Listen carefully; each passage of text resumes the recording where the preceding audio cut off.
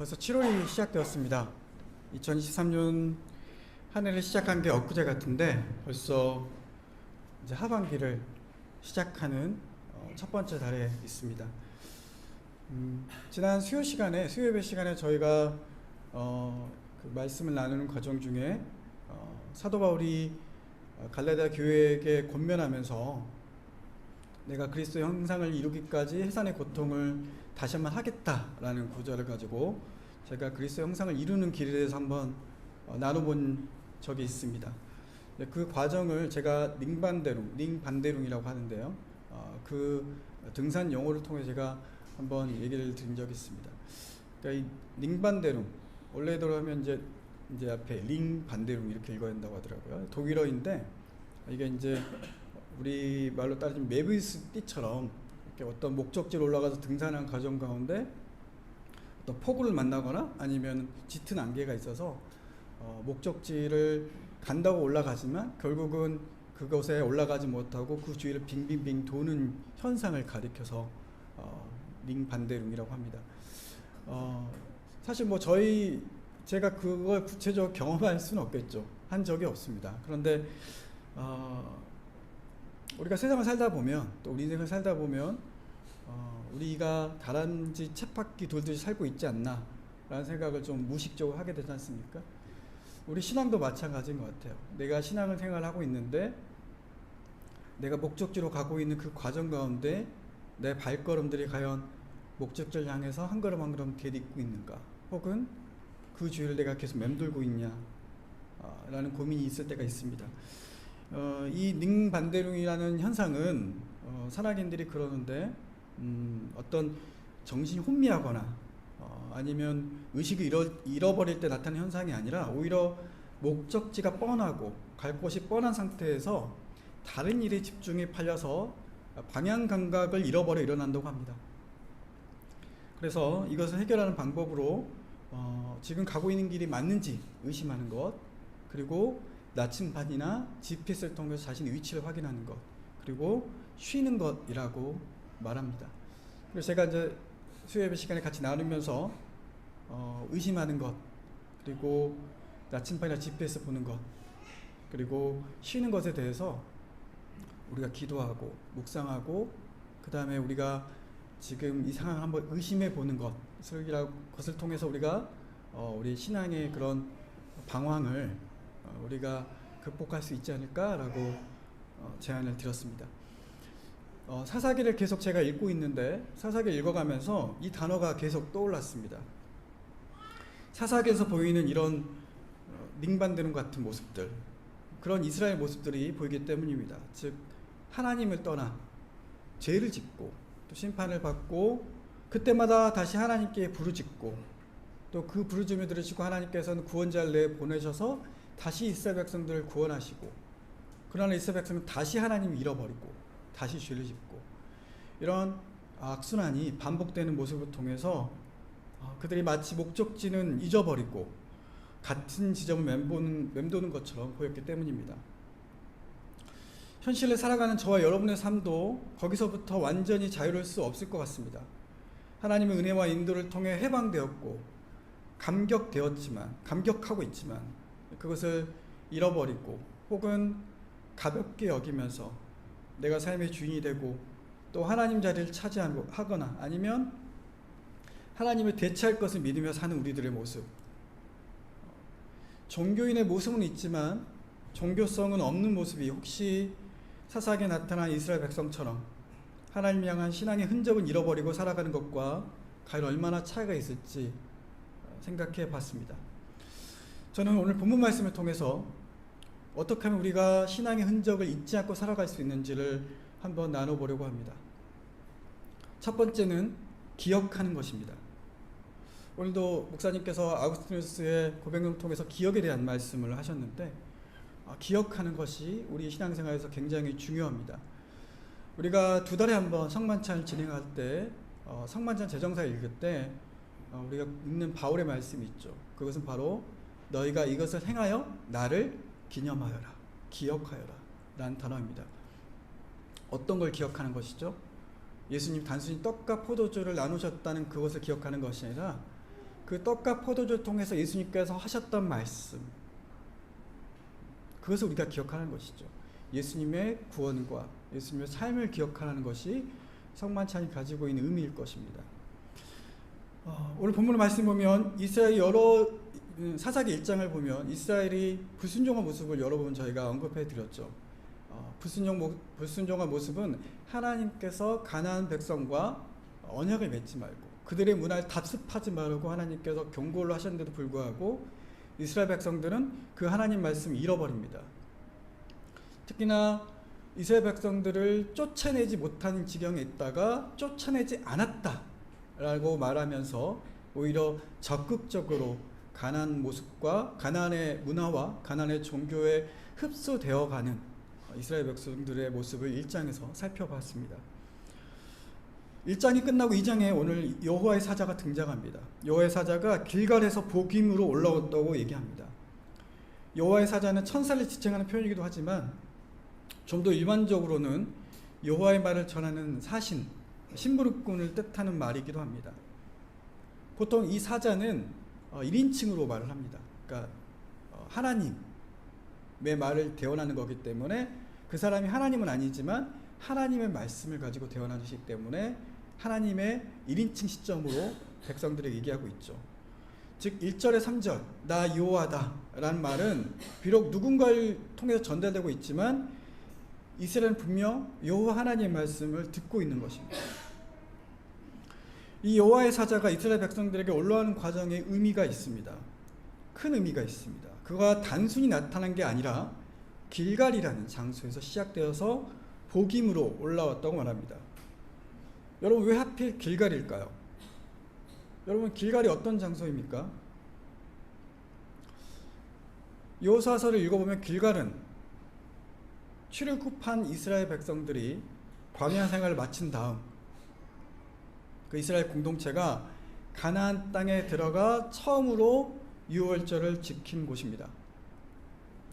여호수아 4장을 보면 12지파가 요단강으로부터 돌을 가져와서 그것을 쌓았습니다. 그리고 그렇게 이야기합니다. 훗날 너희 후손들이 이 돌 무더기가 무엇이냐라고 물어볼 때 하나님께서 우리에게 요단강을 어떻게 건너가게 하셨는지, 그분이 약속의 땅에 어떻게 들어가게 하셨는지를 알려주라고 말입니다. 즉 길갈은 하나님의 구원 체험이 일어났던 장소이고 그것을 기념하는 장소입니다. 또한 출애굽한 이스라엘 백성들이 광야 생활에서 하지 못했던 할례를 행했던 곳이기도 합니다. 가나안 땅으로 들어가는 그 목전에서 할례를 행합니다. 생각해보면 가나안 땅으로 들어가는 이스라엘 백성들은 광야 2세대입니다. 즉 그들은 출애굽한 역사를 알지 못하는 세대입니다. 당연히 할례도 받지 못했겠죠. 정복전쟁을 준비해야 될 그들에게 있어서 할례를 행하라 라는 하나님의 말씀은 어떻게 보면 전략적으로 봤을 때 전투 능력을 상실하는 것이기 때문에 어떻게 보면 좀 말이 안 맞는 명령이기도 하죠. 그런데 하나님께서는 그 적 앞에서 할례를 행하라고 말합니다. 그 두 가지 의미가 있습니다. 첫 번째는 전쟁은 하나님께 속해 있다는 것을 알려주기 위함입니다. 두 번째는 그 할례를 통해서 하나님께서 이스라엘 백성들에게 하고 싶은 메시지가 있었기 때문이죠. 여호수아 5장 8절에 보면 백성들이 할례를 마치고 각 처소에서 낫기를 기다리고 있었습니다. 그때 하나님이 여호수아 5장 9절에서 이렇게 말씀하세요. 여호와께서 여호수아에게 이르시되 내가 오늘 애굽의 수치를 너희에게서 떠나가게 하셨다 하셨으므로 그곳의 이름을 오늘까지 길갈이라 하느니라. 내가 오늘 애굽의 수치를 너희에게서 떠나가게 하셨으므로, 할례를 통해서 하나님은 이스라엘 백성들에게 애굽의 수치를 떠나가게 하셨다라고 말하고 있습니다. 즉 할례의 목적은 애굽에서 종살이했던 그 억압하고 짓눌려 있었던 수치로운 삶에서 벗어나서 새로운 삶을 살게 하는 의미가 있다는 것입니다. 바로 종이 아니라 자유자로서 예굽이라는 제국의 질서와 법을 따르는 것이 아니라 하나님의 백성으로서 하나님의 법과 하나님의 뜻을 따르는 백성으로 살라는 의미가 있다는 것이죠. 그래서 길갈이라는 의미를 보면요, 길갈이라는 뜻이 굴러가다 라는 뜻이라고 해요. 굴러가다. 6월절의 의미는 넘어가다. 뭔가 비슷하죠. 흘려보내는 겁니다. 그래서 길갈이라는 뜻은 두 가지 의미가 있는 것이죠. 바로 하나님의 구원과 또 하나님께서 새로운 삶을 주신 그 하나님을 기억하는 장소로서 길갈이 있는 것입니다. 즉 가나안 땅에 살아가고 있는 이스라엘 백성들의 삶의 근원을 상기시킬 수 있는 장소가 바로 길갈이었습니다. 여호와의 사자가 길갈에서부터 하나님을 말씀을 순종하지 않았던 이스라엘 백성들에게 올라왔던 이유를 우리는 알 수 있는 것이죠. 기억하는 의미가 있는 것입니다. 복임이란 장소는 뭐 어떤 지명을 특별하게 지칭하지는 않고 있습니다. 성경에서. 그리고 2장 우리 읽었던 5절 말씀을 통해서 이 복임이라는 장소가 붙여진 것으로 우리가 이해할 수 있습니다. 참 궁금함이 남는 장소인데 학자들에 따르면 이게 원래 복음이라는 뜻이 이제 울음의 장소라는 의미가 있는데 아마도 이게 베델이 아닐까라고 보는 학자들이 있습니다. 그렇기 때문에 여호와의 사자가 길갈이라는 하나님의 약속의 장소로부터 백성들이 모여 있는 그 복임까지 올라오는 그 과정을 통해서 그 하나님께서 이스라엘 백성들에게 내가 너희를 구원하셨고 너에게 새로운 삶을 줬던 하나님이라는 것을 기억하라라고 말씀하고 계신 것이죠. 더 나아가 보면 1절에 보면요, 1절 더 하반부의 말씀 보면 길갈에서 출발해서 복임으로 도착한 여호와의 사자의 목소리에서 어떤 말이 나오냐면 출애굽에 관한 이야기가 나옵니다. 내가 너희를 애굽에서 올라오게 하며 라고 되어 있죠. 출애굽 이야기를 언급하면서 이 사람은 애굽에서 올라오게 하신 하나님의 하나님은 약속의 땅으로 인도하신 하나님, 즉 그분은 영원히 언약을 지키시는 신실한 분임을 상기시킵니다.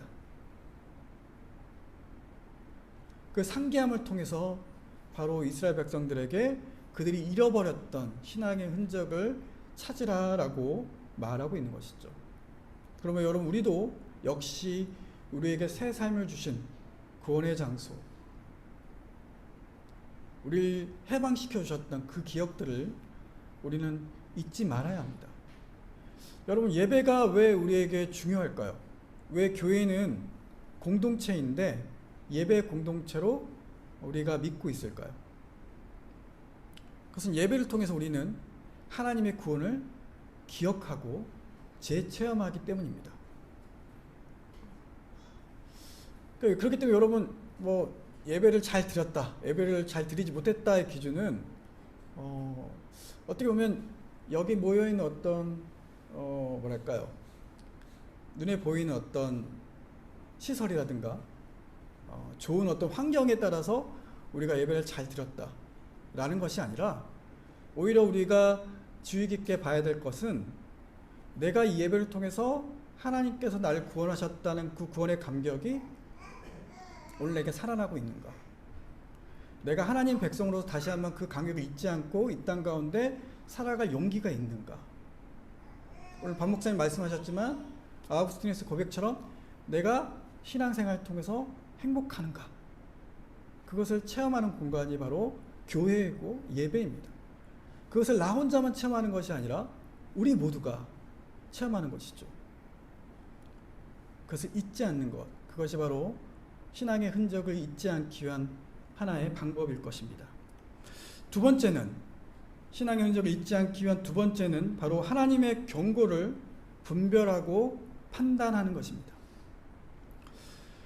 조상들 간의 약속을 지키고 이스라엘과 맺은 언약을 영원히 지키시는 신실하신 하나님, 그 신실하신 하나님께서 이스라엘에게 요구하신 게 있습니다. 그것은 바로 그 땅의 주민과 언약을 맺지 않고 그들의 제단을 헐하는 것이었어요. 2절입니다. 언약을 맺지 말라는 명령은, 제단을 헐라는 명령은 언약을 맺는 일상적인 일이 아니라 어떻게 보면 신앙적인 일과 관련되어 있다고 볼 수 있습니다. 신앙적인 문제가 없을 때 이방 사람들과 언약을 맺는 것이 심판을 초래할 정도의 문제가 되지 않았습니다.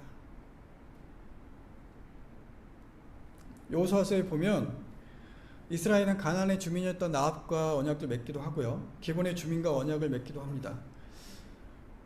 룻기에서 보면, 룻기는 물론 가나안의 사람은 아니지만 모압이라는 이방 민족 룻이 바로 이 공동체 안에 편입되는 것을 우리는 볼 수 있습니다.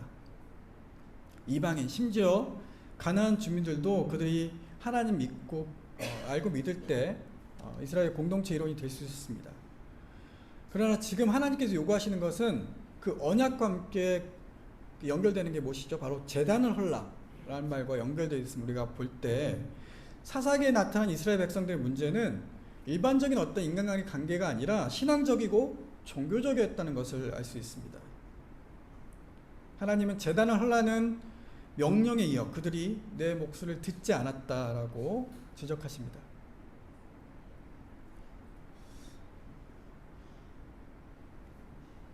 그런 이스라엘 백성들에게 하나님께서는 세 가지 심판을 내리십니다. 3절 말씀입니다. 첫째는 하나님께서 가나안 족속을 쫓아내지 않겠다고 하십니다. 여러분, 이게 어떻게 심판이 될 수 있을까요? 가나안 족속을 쫓아내지 않겠다. 가나안 족속을 쫓아내지 않고 땅에 남겨두어서 언약을 맺었던 이스라엘 백성들에게 그들로 인해서 바로 그들이 죄 가운데 살 수밖에 없는 환경을 하나님께서는 만들어버리겠다 라는 의미가 들어있는 것이죠. 하나님의 떠나심이 바로 첫 번째 심판에 있는 것입니다. 로마서 1장 24절과 28절 말씀, 이런 말씀이 있습니다. 24절 말씀이 이렇게 되어 있어요. 그러므로 하나님께서 그들을 마음의 정욕대로 더러움에 내버려 두사 그들의 몸을 서로 욕되게 하셨나니. 28절 말씀 이렇습니다. 또한 그들의 마음에 하나님 두기를 싫어하며 하나님께서 그들을 그 상실한 마음대로 내버려 두사 합당하지 못한 일을 하게 하셨습니다. 여러분, 하나님께서 우리들에게 하신 경고 중에 가장, 어찌 보면 제가 볼 때는 가장 큰 경고는 하나님이 떠나신 거예요. 하나님의 부재입니다. 내 삶이 평온하게 흘러가고 있는 것 같이 보이지만 하나님이 계시지 않다는 것은 바로 하나님의 큰 경고입니다. 내 생각대로, 내 욕망대로 살게끔 내가 내 아들을 내버려 두는 것, 그것이 어쩌면 우리에겐 자유이고 행복일 수 있지만 결과적으로 그것을 통해서 우리는 하나님과 멀어지게 되는 것이죠. 하나님이 내 삶에 간섭하지 않는 것처럼 느껴질 때 어쩌면 하나님께서 우리에게 주시는 경고가 아닐까 생각해 봤으면 좋겠습니다. 내버려 두는 것이 하나님의 심판입니다. 두 번째는 그렇게 남겨진 가나안 족속들이 이스라엘의 옆구리에 가시가 된다고 말하고 있습니다. 본문에는 가시란 단어가 없다고 해요. 그냥 옆구리라는 단어만 나와 있다고 합니다. 가나안에 옆구리 있다는 것은 어떻게 자기 가까이 있다는 것 동시에 있는 게 의미가 있겠죠. 근데 우리가 알 수 있듯이 이스라엘 백성들은 자신의 이익을 위해서 가나안의 문화와 가나안의 풍습을 따랐습니다. 제가 저번 시간에 말씀드렸지만 가나안 사람들을 쫓아내지 않고 그들에게 노역을 시켰다라고 말씀드렸죠. 이스라엘 백성들이 자신이 종살이했던 그대로의 모습을 다른 사람에게 전가하고 있습니다. 종을 살았던, 억압을 받았던, 착취를 받았던 그 이스라엘 백성들이 그들이 그것을 잊어버리고 다른 사람을 자신의 종으로 만드는 그 가나안의 질서에 빠져들고 만 것이죠. 이유는 하나였습니다. 자신의 이익 때문이었습니다. 그 자신의 욕망 때문에 하나님을 거부한 선택이 결과적으로는 자신의 괴로움이 되는 것, 그것을 하나님께서는 지적하고 계십니다. 세 번째 심판은 가나안 사람들의 신이 이스라엘에게 올무가 되리라는 것입니다. 첫 번째는 가나안 사람, 어떻게 보면 가나안의 문명에 대해서 얘기한 거라면, 세 번째는 가나안의 신, 특별히 바알과 아세라를 통해서 알 수 있듯이 가나안의 신들을 통해서 이스라엘 백성들이 올무에 빠지게 될 것이라고 하나님께서는 심판을 내리고 계십니다. 올무가 된다는 것은 멸망하게 된다는 것이죠. 새들이 올무에 걸려 혹은 덫에 걸려 죽듯이 이스라엘은 처음에 자신이 이익이 된다고 판단했던 가나안의 종교를 따르다가 결국 그걸로 인해서 죽게 될 것이라고 하나님께서는 경고하고 심판하고 계신 것입니다. 여러분, 가나안의 신은 바알과 아세라라고 말씀드렸어요. 그들은 풍요와 다산을 상징하는 신이었습니다. 그들을 관장한다고 믿었습니다. 그런데 하나님을 믿는 이스라엘 백성들 왜 바알을 따릅니까? 풍요로워지길 원했기 때문입니다. 눈에 보이는 그 풍요로움이 전부였기 때문입니다. 광야에 있을 때 이스라엘 백성들은 아무것도 의지할 수 없을 때 오로지 하나님이 주시는 만나와 메추라기를 기다렸습니다. 의복도 없는 그들에게 하나님께서는 헤어지지 않는 의복을 그들에게 주셨습니다. 그런데 이스라엘 백성이 경험했던 그 광야의 경험은 가나안에 들어서자마자 없어집니다. 눈에 보이는 풍요를 쫓아갑니다. 창조자이신 하나님, 구원자이신 하나님, 그 존재를 잃어버리고 오로지 자신의 부를 채워줄 그 바알과 아세라를 위해서 그들은 그들의 신들을, 가나안의 신을 쫓아가게 됩니다. 그것이 바로 그들의 올무가 되어 죽을 것이라는 하나님의 심판의 말씀이 나와 있습니다. 여러분, 하나님이 이런 경고와 심판을 주신 말씀이 무엇입니까? 정말 그들이 그렇게 되길 원하시기 때문에 그랬을까요? 뒤에서 한 번 더 나누겠지만 여러분 생각해 보세요. 제가 앞에서 말씀드렸다시피 우리가 알다시피 사사기는 순환입니다. 반복이 됩니다. 우리는 이스라엘 백성들이 고통당할 때, 이방 민족으로 고통을 당할 때 하나님께 부르짖었다는 것을 우리가 회개라고 보고 있습니다. 근데 그게 정말 진정한 회개일까요? 오히려 하나님께서는 이스라엘 부르짖은 소리를 들으시고 그 고통에 응답하신 것입니다. 그들이 정말 삶을 회개를 했다면 그들이 이런 악순환을 반복할 리가 없죠. 그런 단순히 자신이 당하고 있는 고통에 대해서 하나님께 항변하고 하나님께 간청했을 뿐입니다. 그런데 하나님은 그들이 회개하지 않았음에도 불구하고, 그들의 삶의 변화가 없음에도 불구하고 그들의 아픔과 신음소리를 들으시고 구원자를 내보내 주십니다. 왜 하나님이 그렇게 하셨을까요? 심판하시고 징벌하시고 들을 때까지 계속 그런 심판에 두시면 되는데 왜 그들의 고통에 구원자를, 사사를 내보내셨을까요? 백성을 사랑하기 때문입니다. 그들이 자신이 당하고 있는 고난과 고통 가운데 하나님의 뜻을 분별하라는, 좀 내 뜻을 알아줬으면 좋겠다라는 하나님의 애끄는 심정이 바로 하나님의 심판 안에 들어가 있는 것입니다. 그러므로 여러분, 우리가 신앙의 흔적을 잊지 않기 위해서 우리가 해야 될 것은 지금 나에게 주어지는 경고가 무엇인지, 내가 잃어버리고 있는 것이 무엇인지를 한번 점검해 봐야 합니다.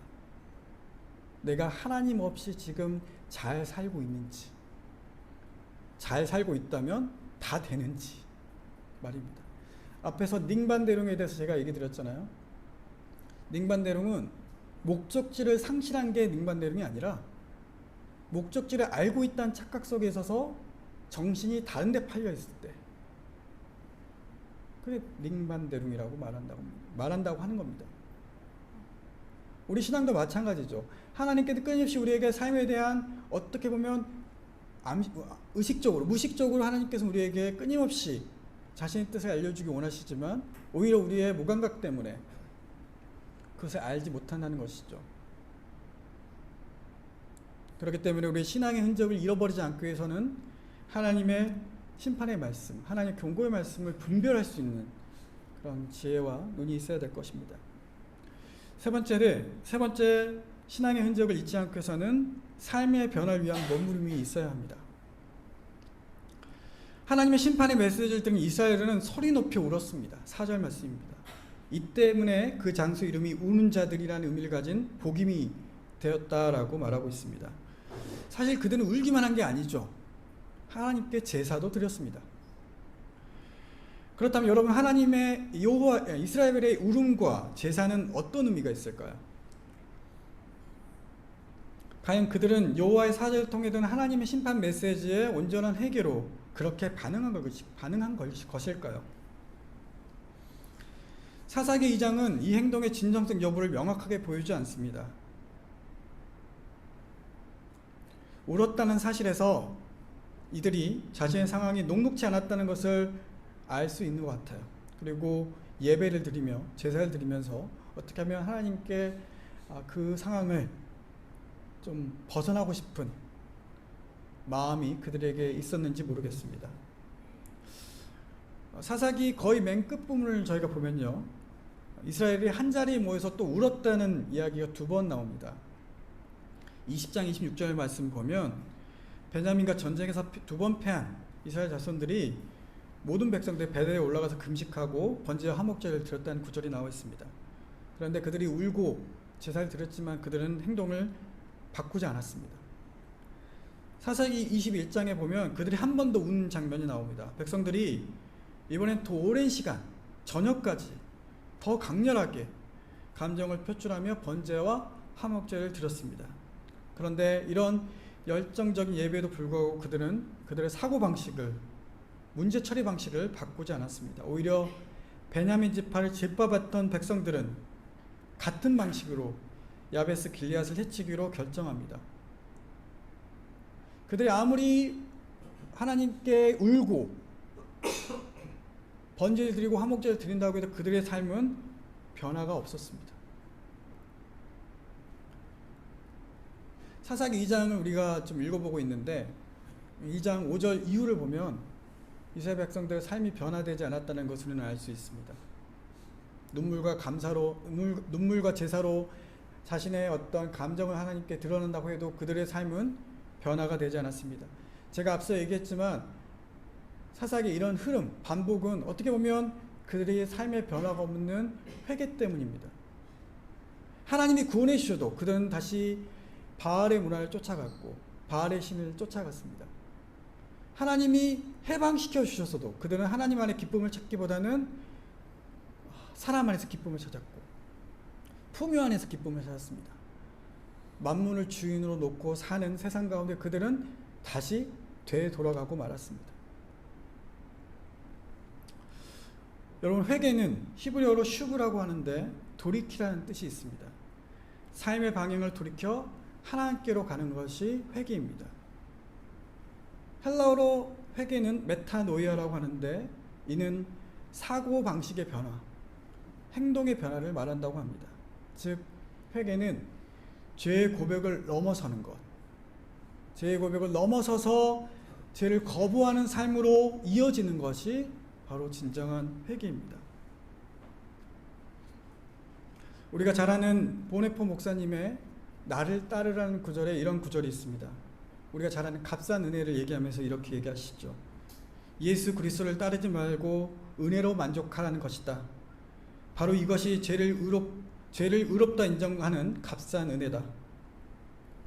이것은 죄에서 손을 끊고 전향하며 참회하는 죄인을 의롭다고 인정하는 것도 아니고 죄의 용서, 곧 죄와 갈라서게 하는 용서도 아니다. 값싼 은혜는 우리 스스로에 취한 은혜에 지나지 않는다. 값싼 은혜는 회개 없는 용서의 설교요, 공동체의 징계가 없는 세례요, 죄의 고백이 없는 성찬이요, 개인의 참회가 없는 제사함이다. 값싼 은혜는 본받음이 없는 은혜, 십자가 없는 은혜, 살아계신 예수 그리스도, 사람이 되신 예수 그리스도가 없는 은혜다. 여러분, 그러므로 우리는 삶의 변화를 추구하는 몸부림을 통해서 신앙의 흔적을 기억해야 될 것입니다. 말씀을 정리하겠습니다. 근본적인 질문 한번 던져보죠. 여러분의 신앙의 흔적을 잃어버리지 않기 바라는 사람이 과연 누굴까요? 가장 그걸 바라고 있는 사람이 누굴까요? 우리일까요? 여러분의 신앙의 흔적이 지워지지 않게 여러분 바라시고 계십니까? 네, 우리이겠죠. 근데 저는 오늘 본문 말씀을 읽으면서 우리의 신앙의 흔적이 지워지지 않게 바라시는 분이 하나님이시다라는 생각을 해봤습니다. 하나님께서 먼저 찾아오시잖아요. 하나님께서 이스라엘 백성을 구원하셨던 그 장소로부터 하나님의 사자를 보내셔서 이스라엘 백성들에게 찾아오십니다. 내가 너희를 구원했던 그 장소, 내가 너에게 새 삶을 주었던 그 장소로부터 시작한 그 역사를 한번 들어봐라. 기억해라. 내가 이런 심판의 메시지를 줄 건데 너희들 내 심판의 메시지를 기억하고 돌이켜라. 그리고 제발 부르짖고 의미 없는 형식의 제사만 드리는 것이 아니라 삶의 변화가 있는 모습을 나에게 보여라 라고 하나님께서 바라시는 게 아닐까라는 생각으로 오늘 본문 말씀을 읽었습니다. 신앙의 흔적을 바라는 존재는 그러므로 우리가 아니라 하나님이 아닐까라고 생각을 해봤습니다. 여러분, 우리가 이 하나님의 절절한 심정을 잊지 않았으면 좋겠습니다. 아울러 우리의 예배가, 우리의 일상이 하나님의 구원과 새롭게 하심을 체험하고 그 체험으로 우리가 일상이 풍요에 의해서, 세상에 의해서, 만문에 의해서 잠식당하는 것이 아니라 하나님 나라로 바꿔가는 일에 우리의 손과 발이 있었으면 좋겠습니다. 기영도 시인의 우리 동네 목사님이라는 시가 있습니다. 시에 이런 구절이 있습니다. 성경이 아니라 생활의 밑줄을 그어야 한다. 근데 그 이후에 시를 읽어보면요, 목사님이 그렇게 설교하니까 교인들이 화를 냈다고 나와 있습니다. 시에 보면.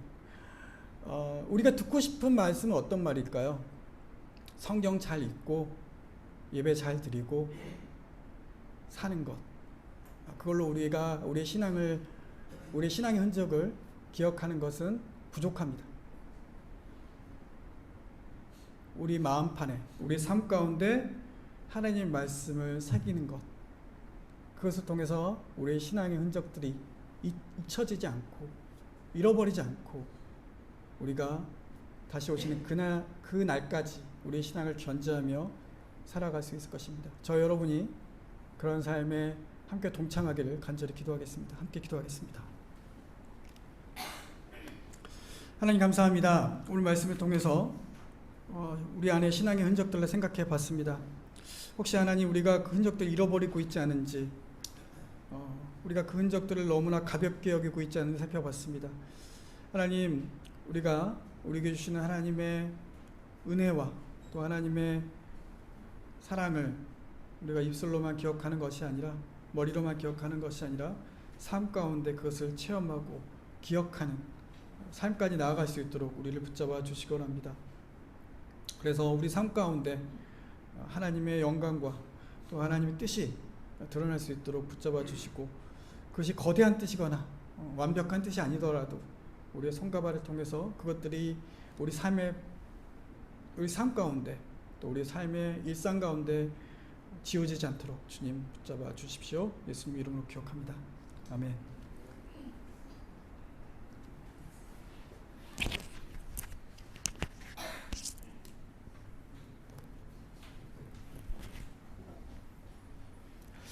오늘 김태환 목사님 전과는 달리 또박또박 천천히 말씀을 해주셔서 전에보다 많이 우리 마음에 말씀이 스며들었을 것 같아요. 설교에 대한 질문이 있으실까요?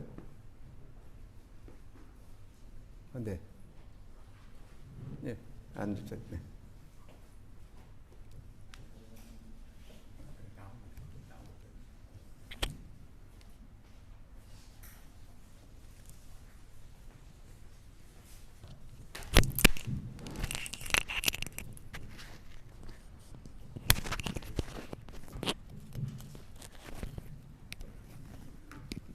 네, 오늘 목사님 말씀 잘 들었습니다.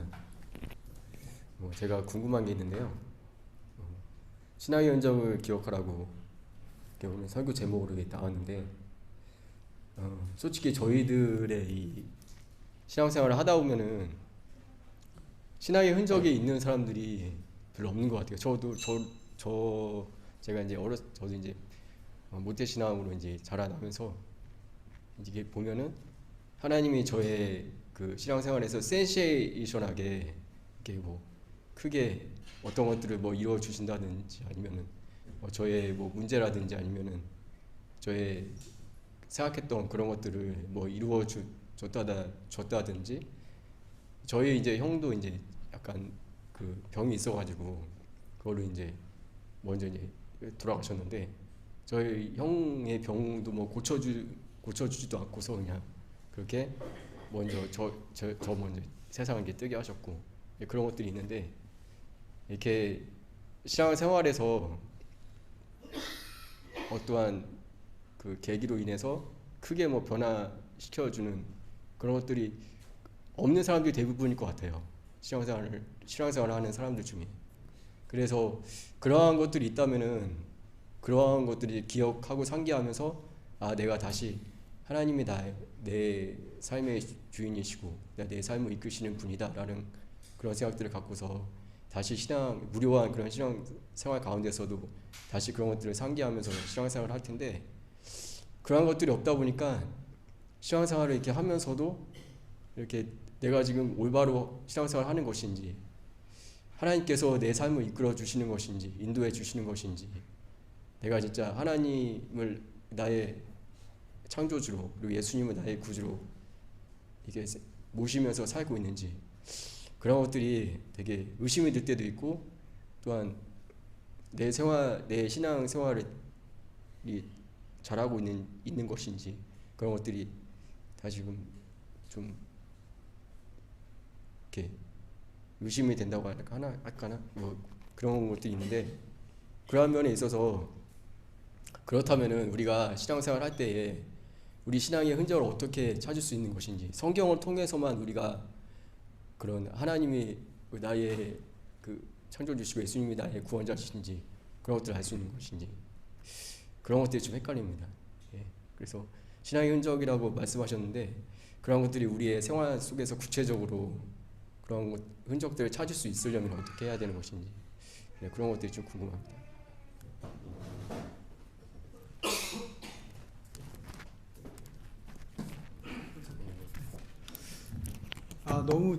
너무 좋은 질문 같습니다.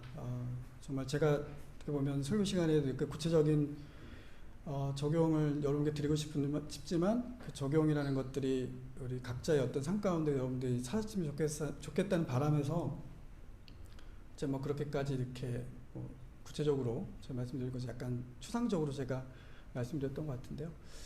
찬영 형제 말 들으면서 저한테도 돌이켜봤어요. 나한테는 그런 극적인 순간이 있는지 저도 없더라고요. 우리 교우분들 중에서 그런 극적인 순간을 가지신 분이 몇 % 있으십니까? 있으신 분도 계시겠죠. 그걸 제가 부정하고 싶은 게 아니고요. 당연히 그렇게 있으면 좋겠죠. 제 친구 목사가 이번에 통화를 했는데 그 진주 여기 왔던 전주 낮은 마음 교회 이상수 목사인데 그 친구가 지금 화물 운수를 해요. 군목 출신이거든요. 군목 출신이고 어떻게 보면 좀 안정되게 목회를 할 수 있는 출발점을 가진 친구였는데 자기가 받은 목회적 소명을 하기 위해서 그냥 하는 거예요. 아이도 4명인데 거의 미자립 교회죠. 와가지고 이렇게 이중집을 가지면서 목회를 하고 있습니다. 그 친구랑 같이 이야기하고 통화해보면 과연 그렇게 목회하는 게 맞을까라는 생각도 저희가 해봐요. 찬영 이제 답에 대해서 얼마나 저희가 말씀드릴지 모르겠지만 하나님 우리 삶을 극적으로 변화시키는 경우도 있으시지만 그렇지 않은 경우가 더 많으신 것 같아요. 그렇다면 우리가 변화를 어떻게 받느냐라는 차원으로 넘어가야 될 것 같습니다. 예수님 시대 때 예수님이 표적을 구하는 세대라고 비판하신 적이 있어요. 유대인들 두고. 그런데 표적을 구하는 이들이 얼마만큼 삶이 변화가 되느냐 이거는 우리가 한번 따져봐야 합니다.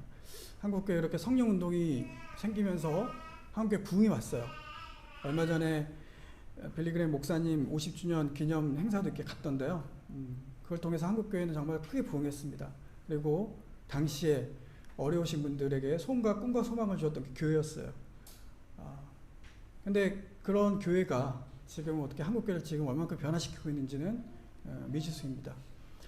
제가 말씀드리고 싶은 것은 우리 삶의 가운데 삶의 흔적, 신앙의 흔적을 찾는 것은 어떤 자신의 삶을 혁명적으로 바꾸는 그런 계기가 눈에 보이는 계기보다는 예수 그리스도가 나의 주님으로 맞아지는 그 순간이 어느 순간인지를 여러분 기억해 봤으면 좋겠습니다.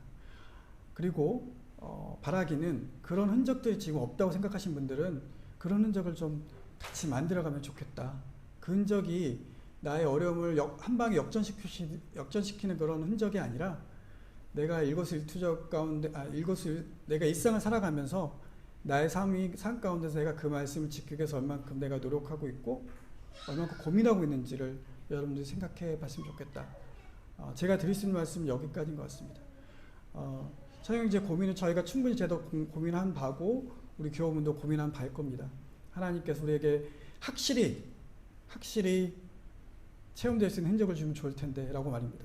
그런데 그렇게 출애굽했던 이스라엘 백성들도 요단강을 건넜던 정말 요단강도 이렇게 말라지게 해서 건넜던 이스라엘 백성들도 결국은 하나님이 주신 흔적을 다 잃어버리고 그렇게 죄의 어떤 순환 가운데 빠지는 모습을 보게 되었습니다.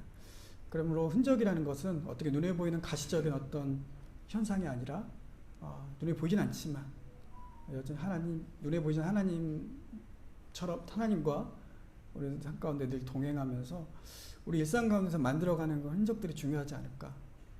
그게 참 중요하지 않을까라는 생각이 듭니다. 그런 작은 감사와 작은 은혜들이 모였을 때 마치 빗물에 첨화물의 바위에 이렇게 바위가 패이듯이 우리의 삶 가운데 그런 잔잔한 은혜로 인해서 우리 안에 어떻게든 지워지지 않을 그런 흔적들이 남게 되지 않을까 생각해 봤습니다. 네, 감사합니다. 확실히. 또 다른 그 질문 없을까요? 그러면 그 설교 질문과 관련해서 아주 짧게 제가 좀 죄송한 말씀을 좀 드릴 게 있어서 지난주에 설교 질문 시간에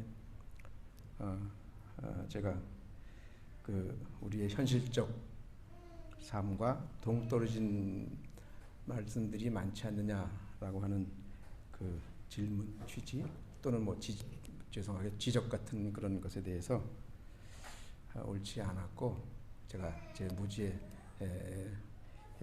드러나는 것 같아 참 죄송하고 두 분 목사님께 죄송하고 그 예배의 의미와 또 우리의 현실의 삶의 적용은 우리 각각 개인의 그 판단의 문제고 개인이 적용할 수 있는 문제인데 그거를 제가 이렇게 뭐 공론화시키고자 하는 그런 불순한 의도가 있어서 그것이 잘못됐다고 생각하고 또 하나 그 강의 그 서재호 집사님의 강의가 참으로 고품격이고 좋은 어디서 듣을 수 없는 참 좋은 강의였었는데 진지하게 강의해 주셨는데 그 내용 중에 제가